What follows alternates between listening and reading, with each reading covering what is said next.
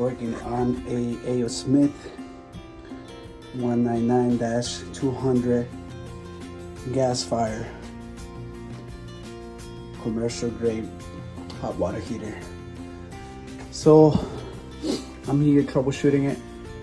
I want to tell you guys how to troubleshoot your inducer motor if you're not getting any fire after the inducer. Obviously your pressure switches are not going to open, so you won't have any fire at all. So this particular inducer has two harnesses on this side. I'll show you guys. This one right here with the 3-pin.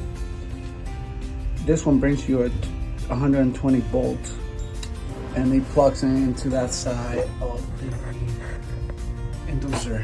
It's hard to show you guys, but it goes in there. So what I did, I unplugged it, and with the multimeter, I turned on the switch on the side, and I was getting 120 volts. Then you also have one more harness that comes to this side. So where did I put that? It's somewhere under here. Okay, oh, it's right there. Okay, so you got two. So this one with the 4-5 pin comes in here. All right. So to check power for this one, what I did, I also used my multimeter, and I was when it's sending signal from the control board, which is over here. You're supposed to get like 1.8 something. Direct. This is direct current, so you want to put your multimeter to direct current. This one is DC. DC, I'm sorry, and this is AC, alternating current. So the 120 volts, and this is direct current. So you'll be able to tell. I was getting 1 point something. My multimeter is down there, as you can tell. I'm up here high, but I'll show you guys in a bit how to use a multimeter with this. But long short story, so I was able to identify that my inducer wasn't kicking on, and if my inducer doesn't kick on, obviously there's a tube that goes in here. I'll show you. It's this one right here, and if you follow that goes to one of your pressure switches, and that's where everything starts. You got to get the inducer so it blows through those tubes, and it turns on, and it opens or closes whatever your pressure switch, so your pressure switch will eventually access the gas valve, the igniters, and then you get some flame. That wasn't the case in this time. So okay, so with my phone here, I'm going to show you guys. I'm going to go down there and get my multimeter and show you guys how to troubleshoot. Leave it like that. It's hard, guys. It's hard. Bear with me. I'm going to leave my phone over here. All right. 1 second.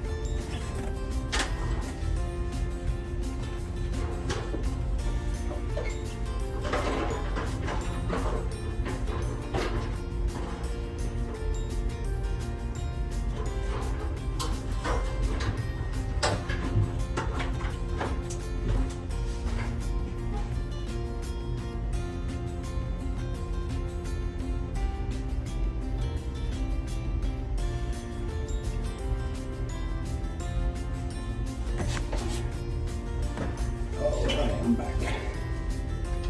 Alright, let's show you guys. Alright.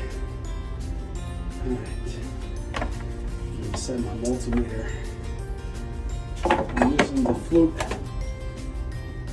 374 true amp clamp meter. Alright. That's what I'm using, guys. Right now I have it on. I'm gonna put these, you see, alternating current AC, just to check the 120 volts. And the three pin harness. So I'm gonna go here. Obviously I'm looking at ground. Ground will be my green. So I got my hot, which is my black, and I got my neutral. So I'm gonna go to neutral and black. So white. This is gonna look something like that, guys. Alright, everything is off. Turn it on. Alright, see, I've got 120 right away, because as soon as you kick this on, you're supposed to, the inducer should kick right away. So I got 120, so I know I'm getting power to my inducer. I'm going to turn it back off, that's 0. Now I'm going to show you guys DC current, which is the other harness. So I'll power it off, safety first, and now we'll go to this pin. Alright, this one, I'm going to go to this one, and maybe this one. Since the direct current should be fine, okay? As you can tell, I'm reading 0. As I turn on the power, the switch, it should give me some direct current, right? So how like this, guys? Alright, still 0.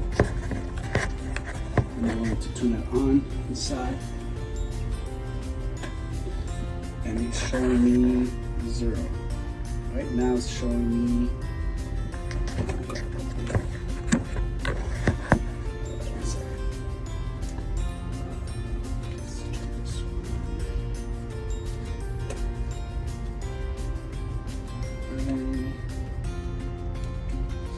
this one, reset it.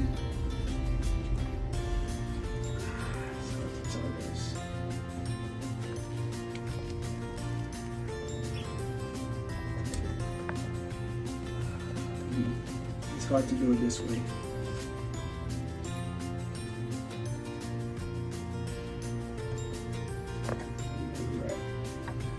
Right now we're reading 0. Now we're going to go to direct current.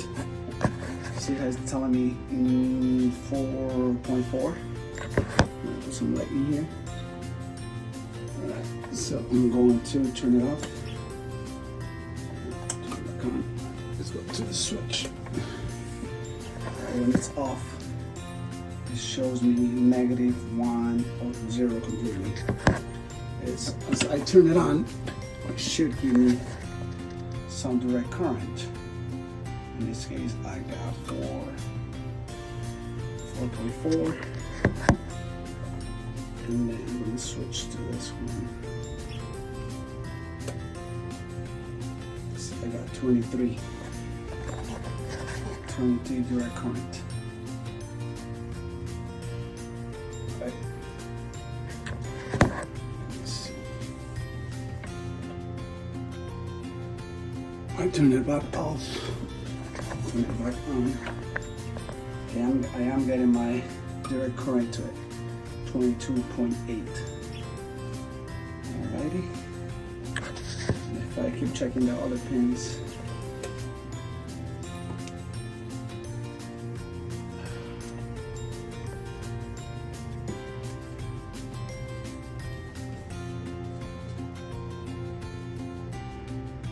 $23.6.